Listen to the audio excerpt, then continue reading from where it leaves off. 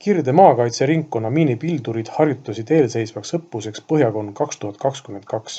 3. aprillil toimus Sirgala harjutusväljakul planeeritud miinipilduja laskeharjutus, millest võttis osa Kirde maakaitseringkonna Järva, Jõgeva ja Viru malevad ning ka kaitseliitlased Põhja maakaitseringkonna Harju malevast. Laskeharjutusest võttis osa kokku 50 kaitseliitlast, kes harjutasid 8–10. aprillil toimuvaks õppuseks Põhjakon 2022.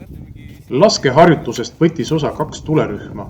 Maastikul andsid tulekäske tulejuhid, kellest igaüks sai maastikul võimaluse koostada tulekäsku ja edastada need arvestajatele, kes omakorda edastasid andmed tulemeeskonnale. Kogu tegevust korraldasid ja kohapeal koordineerisid Kirde maakaitseringkonna Viru maleva instruktorid. Õppus algas juba nädal varem, kus korrati üle varem õpitu ja samuti said esmase algkoolituse uued liikmed.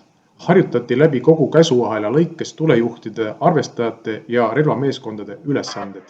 Samuti tutvustati tulevastele tulejuhtidele ja tulemeeskondadele miinipilduja M252 seadistamist ja laskmist ning muid tehnilist-taktikalisi andmeid selleks, et saaks läbi viia õnnestunud väliõppuse.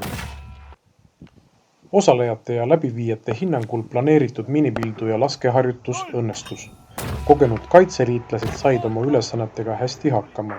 Samuti uued tulevased miinipildurid said korralikult tuleristsed. Miinipildujarühma liikmed on eelseisvaks õppuseks Põhjakon 2022 igati valmis, ütles õppuse korraldaja noorelmeitand Pillu Jõemets ja Kirde maakaitserühma miinipildujarühma vanem lipnik Alen Leemets.